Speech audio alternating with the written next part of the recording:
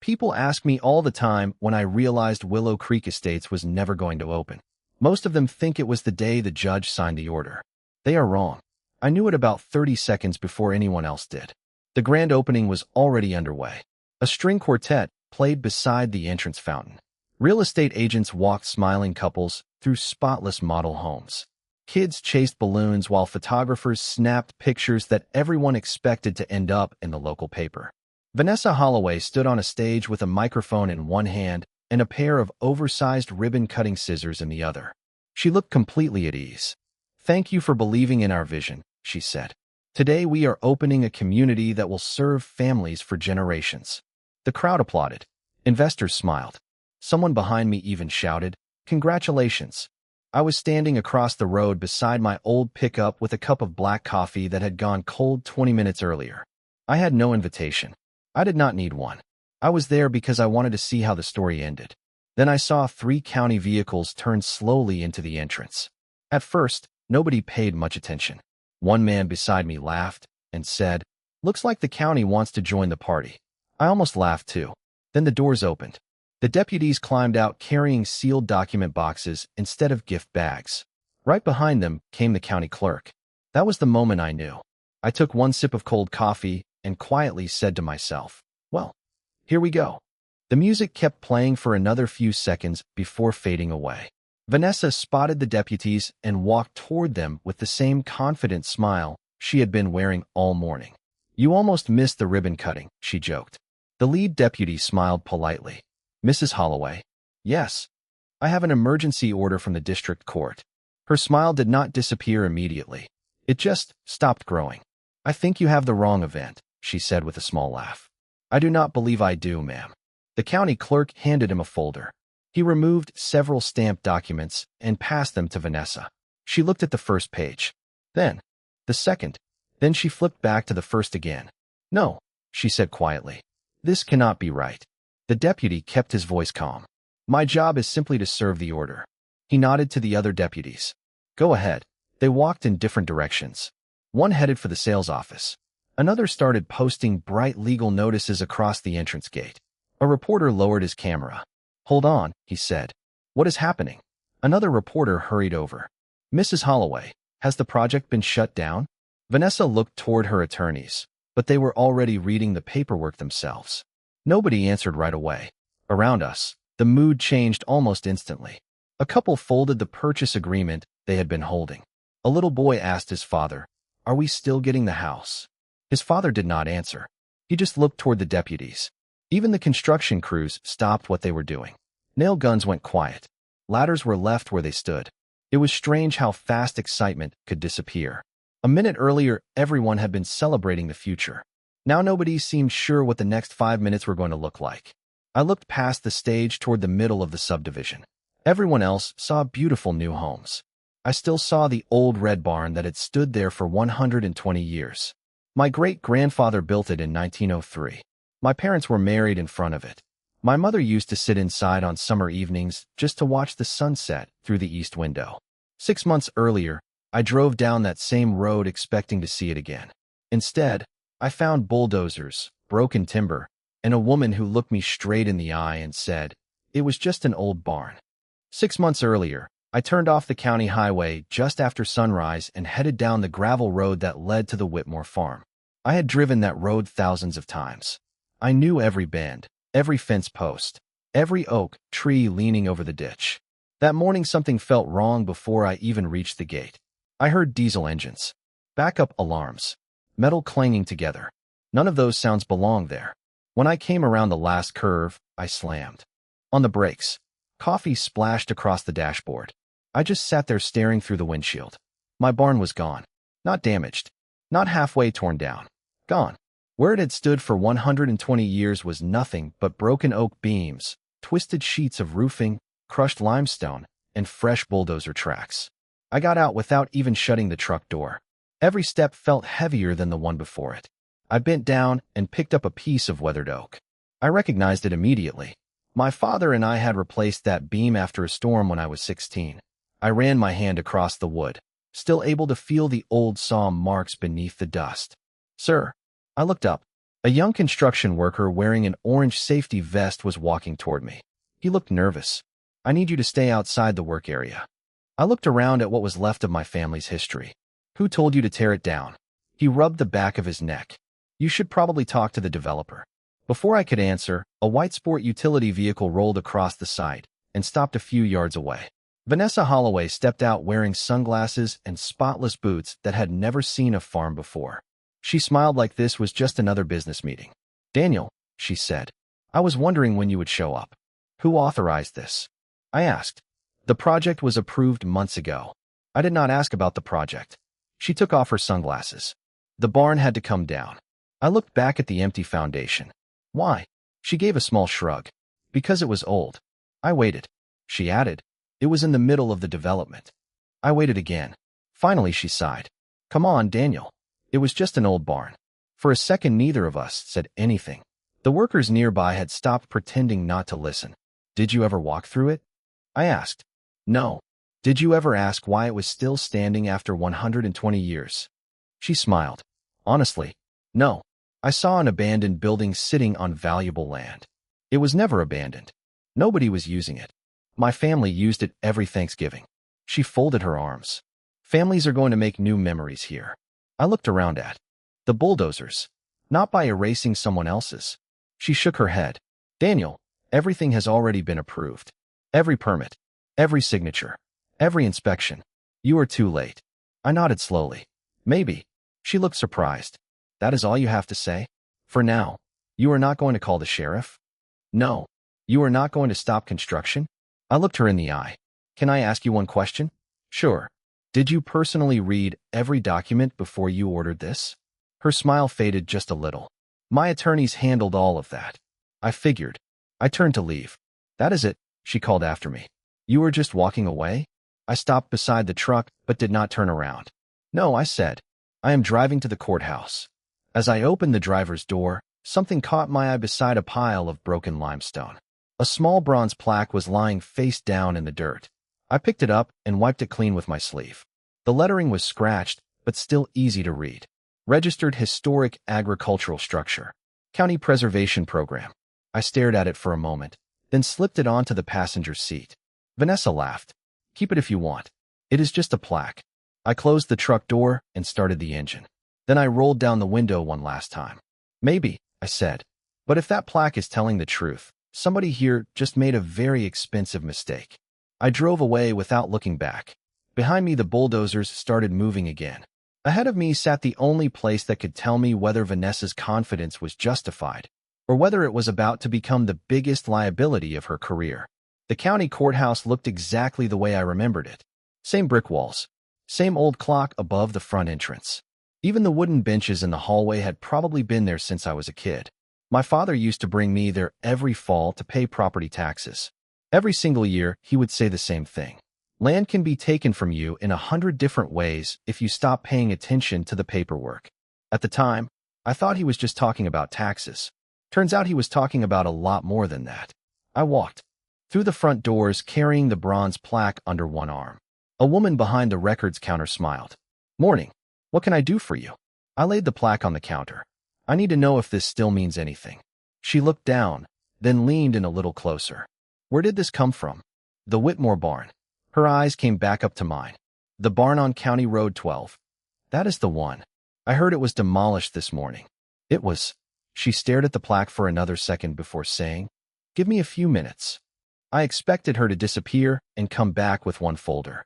Instead, about 20 minutes later, she pushed out a rolling cart stacked with dusty archive boxes. She smiled apologetically. "Your family has been in these records for a very long time." We opened the first box together, then another. Old survey maps, preservation reports, inspection records, meeting minutes. Most of the pages were yellow around the edges. Finally, she stopped and tapped one document with her finger. "Here it is." I leaned over the counter. Across the middle of the page were the words I had been hoping to see. Whitmore Barn. Registered Historic Agricultural Structure. Active status. I looked at her. "Can you check if that status was ever removed?" "Already on it." She disappeared into another archive room while I kept looking through the file. A few minutes later, she came back carrying another stack of folders. She searched every amendment, every preservation update, every planning record she could find. Finally, she let out a slow breath and looked at me. I cannot find anything removing the designation. Nothing. She shook her head. According to the county, it was still protected. Neither of us spoke for a few seconds. Then she asked quietly, "Would you like certified copies?" Every page. While the copier was running, I noticed several old photographs clipped inside the file. One showed my great-grandfather standing beside the barn not long after it was built. Another showed my father repairing the roof after a spring storm. I smiled without realizing it. The clerk noticed. "Looks like your family spent a lot of time there. Pretty much our whole lives." She nodded. "You can usually tell which places mattered. They leave thicker files."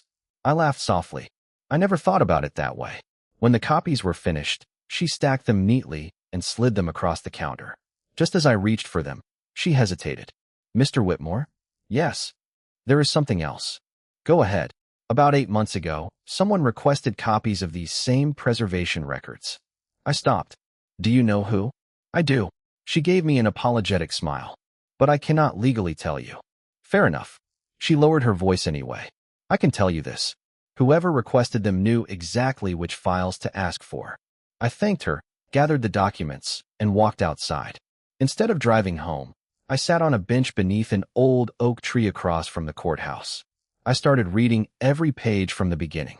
Most people would have seen nothing but legal language and survey numbers. I saw a timeline. Then I found a single sheet clipped near the back of the file. For words jumped off the page before I even finished reading the title. "Judicial review required." I read the paragraph twice. Any demolition affecting the protected site required approval from both the County Preservation Board and the District Court before demolition could begin. Before, not after. I closed the folder and looked back toward the courthouse. Vanessa had looked me straight in the eye that morning and said every approval was already in place. Maybe she believed it. Maybe someone else convinced her it was true. Either way, one question refused to leave my mind. If every permit had really been approved, where was the one document the county said had to come first? People like to think this whole fight started because somebody violated a preservation law. They are only half right. The law gave me a way to fight back. The real reason was a promise I made years before any developer had ever heard of Willow Creek Estates. When I was a little boy, my grandfather loved sitting inside the barn whenever it rained. We would listen to the water hitting the old tin roof while he sharpened tools or fixed harnesses. One afternoon, he pointed up at the heavy oak beams above us. "See those marks?" he asked. I nodded. "Your great-grandfather cut every one of those by hand. Nothing in this building happened by accident." I remember running my fingers across the old timber. Even back then it felt solid, like it belonged there. Years later, after the farm became mine, that feeling never changed. The barn was never just a storage building. It was where my parents celebrated their wedding reception because there was not another place that meant more to the family. Every Thanksgiving we rolled the tractors outside, unfolded long tables, and filled the place with cousins, neighbors, laughter, and way too much pie. During bad winters, neighbors brought livestock there without even asking first. They knew there would always be room. That was just how things worked around here. My mother loved the east window.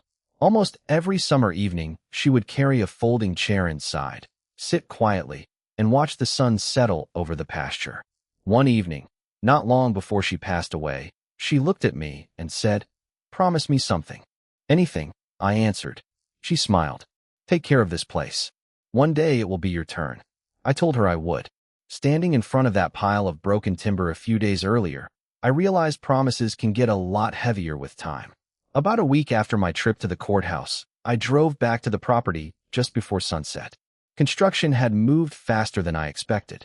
Concrete foundations stretched across what used to be open pasture.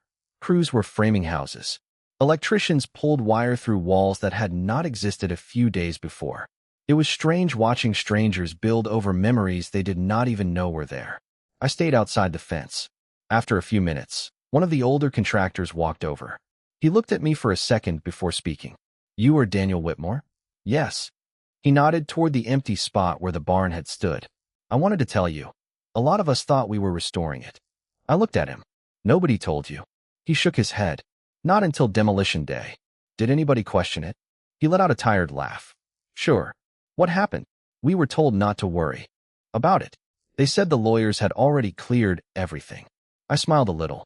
Seems like everyone keeps saying that. He smiled back. Yeah. Then he looked across the site. Truth is, my father lost his old dairy barn the same way. Neither of us said anything for a few seconds. Finally, he added, I wish somebody had fought for ours. Before walking away, he tipped his cap. Good luck, Mr. Whitmore. Thanks. I watched him disappear between the new houses. A few minutes later, I noticed two surveyors standing near the center of the development. One unfolded an older survey map, while the other checked measurements with a GPS receiver. They measured the same location once, then twice, then a third time. Finally, one of them lowered the equipment and frowned. That cannot be right, I heard him say. The other looked down at the map again. Run it one more time. They did. Same result. One of them immediately pulled out his phone. Whatever he heard on the other end did not seem to make him feel any better. I climbed back into my truck and started the engine. For the first time since the barn had come down, I was not thinking about what we had lost. I was thinking about what everyone else had just started to notice. The land had not changed. The county records had not changed. Only the people reading them had. By the second month, Willow Creek Estates barely looked like a construction site anymore. Fresh sod had replaced bare dirt. Young maple trees lined the sidewalks. Every weekend, the parking lot filled with families carrying coffee cups and floor plans while children ran from one model home to the next. From a distance, it looked like the project everyone hoped it would become. I drove past almost every Saturday. I never pulled inside the gates. I parked across the road, rolled the window down, and watched. You can learn a lot by staying quiet. Around lunchtime, a local television crew showed up. Vanessa greeted them with the same smile she always seemed to have whenever a camera was nearby. We are almost sold out, she said proudly. People have really embraced what we are building here. The reporter asked, what makes Willow Creek Estates different from every other new development? Vanessa did not even hesitate. We respected the history of this property while creating something for the future.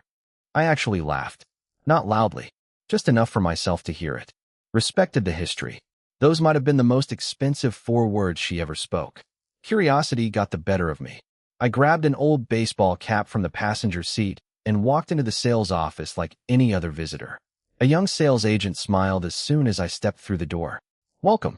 First visit. Just looking, I said. Well, let me know if you have any questions. She handed me a glossy brochure with a map of the subdivision.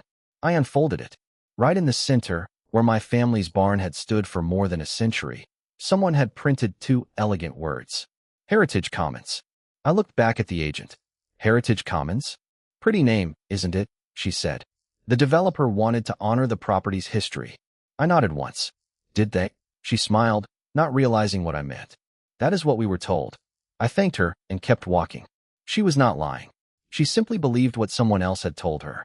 Inside one of the model homes, I slowed down when I heard 2 men talking in the kitchen. One wore a tailored suit. The other had a bank logo on his shirt. Phase 1 exceeded every projection, the banker said. The financing committee already approved Phase 2.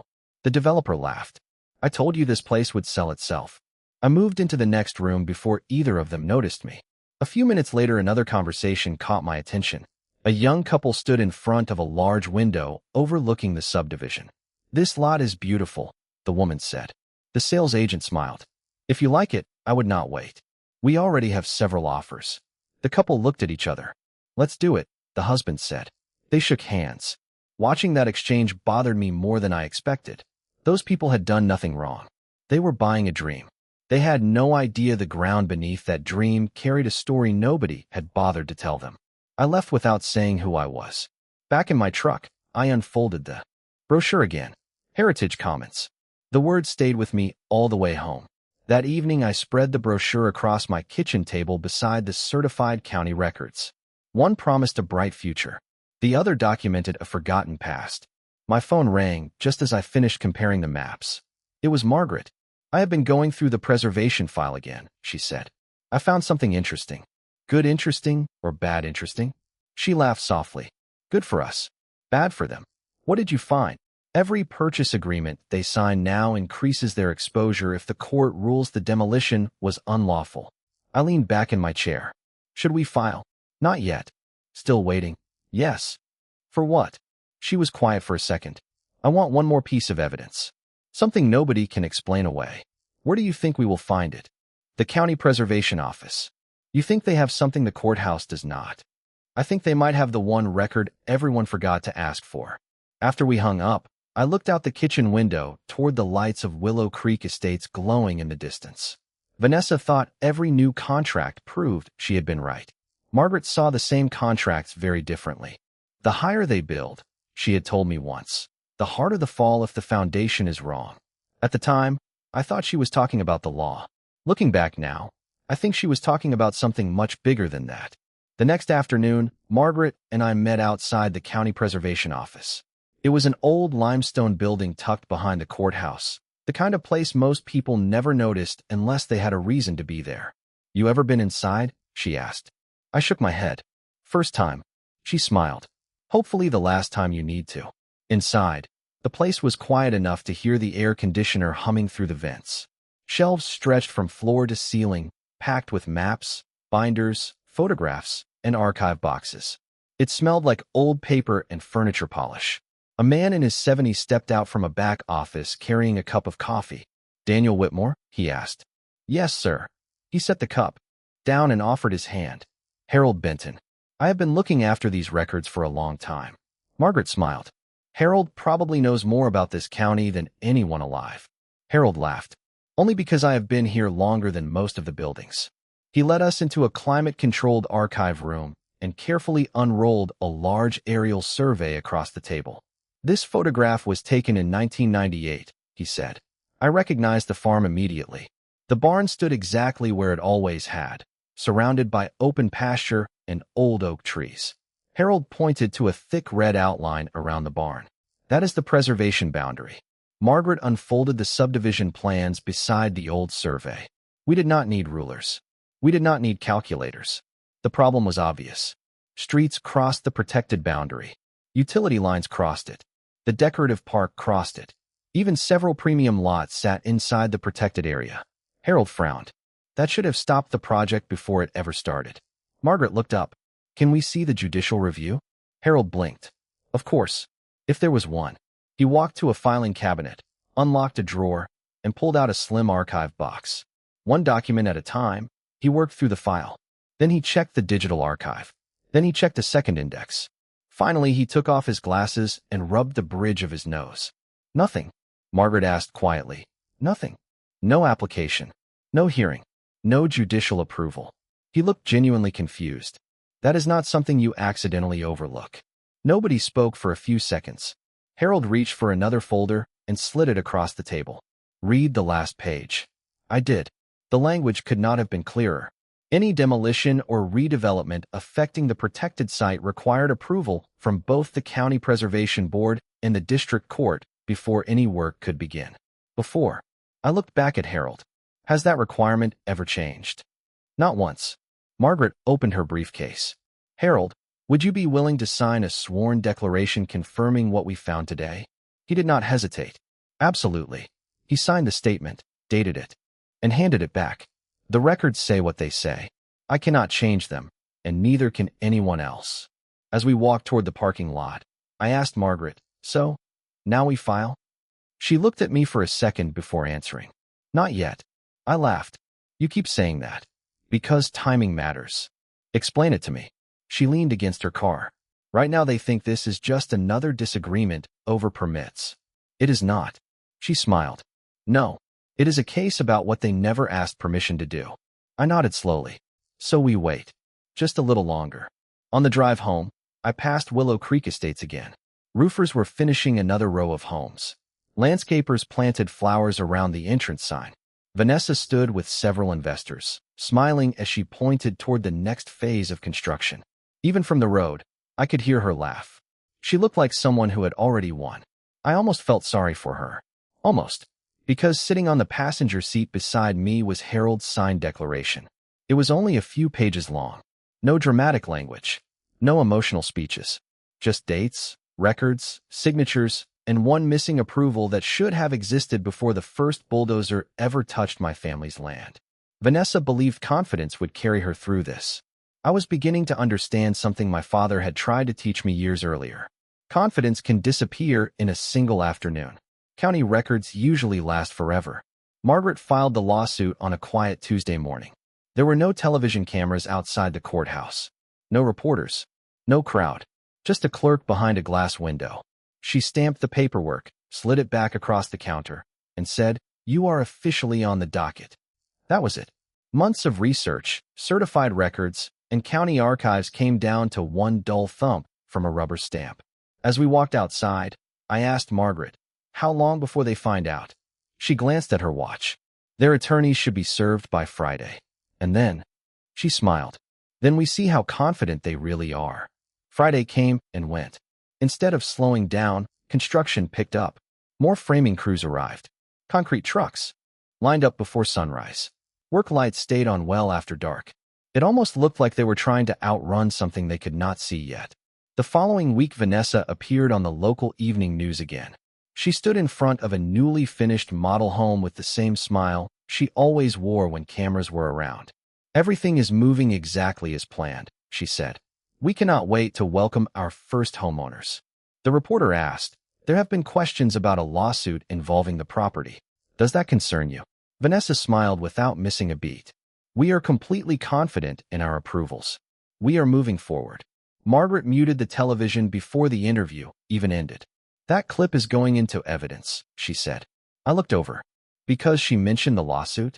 Because she told the public everything was fine after her attorneys had already been served. A few days later, the developers filed their official response. Margaret read it in silence while I waited across the desk. Finally, she closed the folder and pushed it toward me. "Read the first 5 pages." I did. Building permits, utility approvals, environmental reviews, zoning compliance, financing. I looked back up. "Looks impressive. Keep going." I flipped through the rest of the filing. More permits, more signatures, more references to county approvals. Then I reached the last page. "That is all?" I asked. Margaret nodded. "Notice what is missing?" I thought about it for a second. Then it hit me. They never mentioned the judicial approval. Not once. She folded her hands. "Because they cannot." That weekend, I drove past Willow Creek Estates again. Another open house was underway. Music floated across the entrance while families wandered through model homes carrying brochures and bottled water. Everything looked perfectly normal. Maybe too normal. I noticed a man in a dark suit step out of a black sedan and walk straight toward Vanessa. He did not smile. He handed her a folder. She opened it, read the first page, then looked back at him. Even from across the road, I could tell the conversation had changed. She shook her head. He pointed toward the courthouse. "Downtown." She said something I could not hear. He answered with one sentence, turned around, and walked away. The smile Vanessa had been wearing for customers never came back. As I started my truck, someone knocked lightly on the passenger window. It was the older contractor I had spoken with before. I rolled the window down. "Everything all right?" he asked. "Depends who you ask." He laughed. Then he leaned a little closer. "Lot of nervous people around here this week." "Really?" "Lawyers have been in and out of the sales office for 3 straight days." He looked back toward the entrance. "Never seen that before." I nodded. "Neither have I." He tipped his cap and headed back inside. That evening my phone rang. It was Harold Benton. "Daniel," he said, "I thought you should know something." "What happened?" "2 attorneys came into the preservation office this afternoon asking for every record connected to the Whitmore barn." I smiled. "Did they find what they were looking for?" Harold chuckled. "I do not think so." "Why not?" "Because they kept asking if there was another file." I laughed for the first time in weeks. "And was there?" "No, just the one they should have read before the bulldozers showed up." After we hung up, I called Margaret. "Harold says their lawyers were searching the archives today." She was quiet for a moment. Then she said, "Good, good. It means they finally understand the problem. Do you think they can fix it?" Margaret answered without hesitation. "Daniel, you can rewrite a contract. You can amend a permit. But you cannot go back in time and ask a judge for permission after the building is already gone." I looked out across the pasture toward the lights of Willow Creek Estates glowing in the distance. For months, Vanessa had been telling everyone she had all the right paperwork. Now her own legal team was searching for one document that should have existed from the very beginning. They were just a few months too late. The emergency hearing lasted less than an hour. Walking into the courtroom, I expected long speeches and dramatic arguments. Instead, It was almost painfully quiet. Margaret leaned over before the hearing began and whispered, "Do not worry. The records are going to do most of the talking today." She was right. When the judge entered, everyone stood. After the usual introductions, Margaret carried 4 binders to the clerk's table. "Your Honor," she said, "these are certified county records, preservation files, survey maps, and the sworn declaration from the County Preservation Office." "Thank you," the judge replied.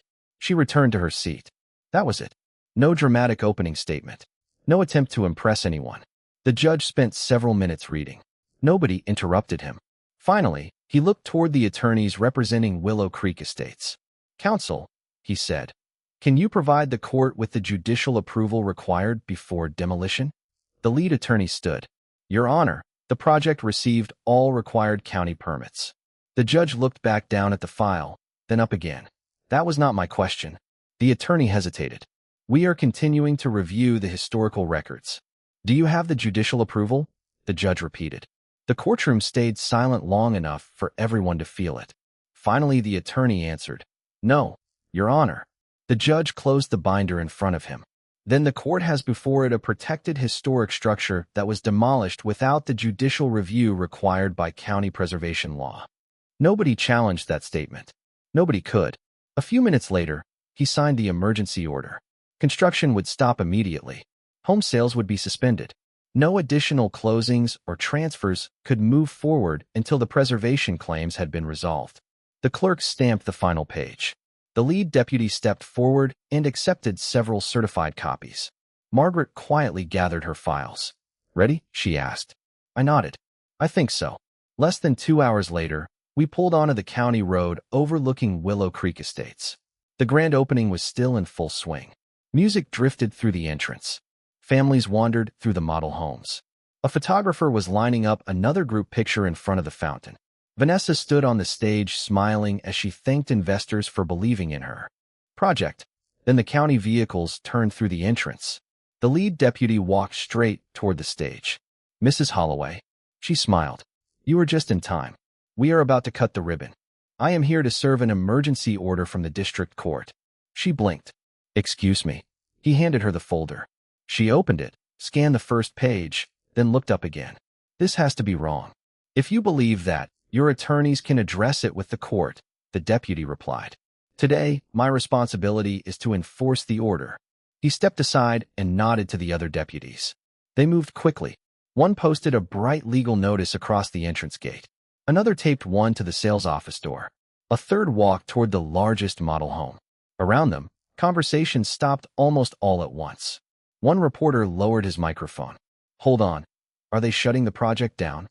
Another hurried toward Vanessa. "Mrs. Holloway, does this involve the historic preservation lawsuit?" She looked toward her attorneys. One was already reading the order. Another had his phone pressed against his ear. Neither of them came to the microphone. A young couple standing near the stage quietly folded the purchase agreement they had been about to sign. The husband looked at the sales agent and asked, "Should we wait?" She opened her mouth, then looked toward Vanessa. I think that would be best." Nearby, the older contractor I had met weeks earlier climbed down from a ladder and read the notice posted on the sales office. He turned toward his crew and raised one hand. "All right, everybody, shut it down." One by one, the sounds of construction disappeared. Nail guns fell silent. Air compressors stopped. Forklifts parked where they stood. For the first time since the barn came down, the property was completely quiet. The contractor walked over to the fence where I was standing. "Mr. Whitmore," he said, "mind if I ask you something?" "Go ahead." "When you drove away that first day, did you already know this was coming?" I shook my head. "No." "Then why were you so calm?" I looked toward the empty spot where my family's barn had once stood. "Because I knew the truth was already written down somewhere. We just had to find it." He nodded slowly. "Guess paper lasts longer than promises." "Most of the time," I said. Across the entrance, cameras followed every step the deputies took while Vanessa stood silently holding a court order that had arrived 6 months too late to save her project, and exactly on time to expose the mistake that started everything. The final hearing took place almost 4 months after the emergency order. By then, Willow Creek Estates did not feel like the place I had seen on opening day. The welcome banners were gone. The fountain at the entrance had been turned off. The model home still stood, but there were no balloons, no sales events, and no families walking through the front doors. The only things that had not changed were the legal notices still posted on the gates. Inside the courtroom, nobody seemed interested in making big speeches anymore. Months of depositions, certified records, and sworn testimony had already answered most of the questions. The judge opened the final binder and looked toward the developer's attorneys. Has the court received any evidence that judicial approval was obtained before the Whitmore barn was demolished? The lead attorney stood. This time he did not try to avoid the question. No, Your Honor. Has the preservation designation ever been lawfully removed? No, Your Honor. The judge nodded once and closed the file. Then the record is clear.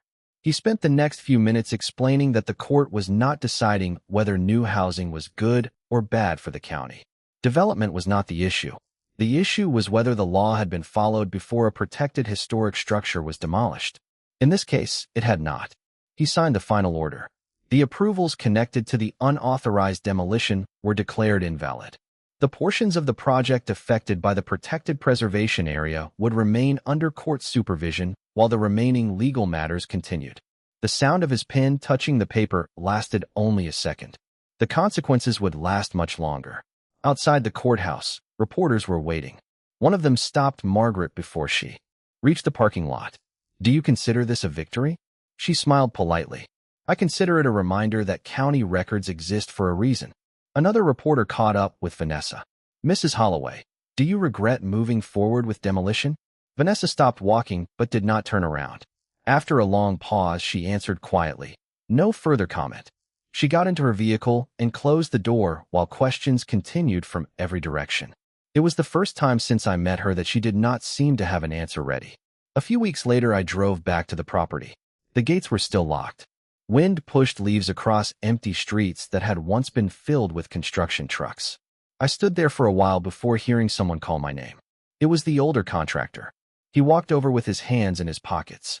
Thought I might run into you here someday, he said. Looks different now. It does. We stood there looking through the fence for a minute. Finally, he asked, heard you are rebuilding the barn. That is the plan. He smiled. Good. My dad always used to say if something is worth building once, it is worth building right the second time. I laughed. Sounds like something my grandfather would have said. Nearly a year later, the first oak beam was lifted onto the original foundation. We reused every piece of limestone that could be saved. Old photographs hung on a temporary wall so the carpenters could match every detail as closely as possible. Before the beam was secured, one of the crew members held out a marker. Tradition? He asked. I nodded. One by one, everyone signed the hidden side of the timber, just like the builders had done in 1903. When it was my turn, I wrote my name beneath theirs and stepped back. For the first time in a long while, the place felt like home again. Every now and then somebody asks me if all the court hearings, the paperwork, and the waiting were really worth it. I always tell them the same thing. This story was never about stopping a housing development. It was never about embarrassing a developer. It was about keeping a promise. Years before any of this happened, my mother asked me to take care of that barn because generations of our family had been taken care of inside it. I could not save the original building, but I could make sure the truth about what happened to it was never buried under concrete. In the end, I did not win because I argued the loudest. I won because someone, more than 100 years ago, took the time to write things down, file the right paperwork, and protect a place they believed mattered. Long after the bulldozers were gone, long after the television cameras left, and long after the headlines disappeared, those quiet county records were still waiting on a shelf for someone willing to open the right file. Sometimes that is all justice needs.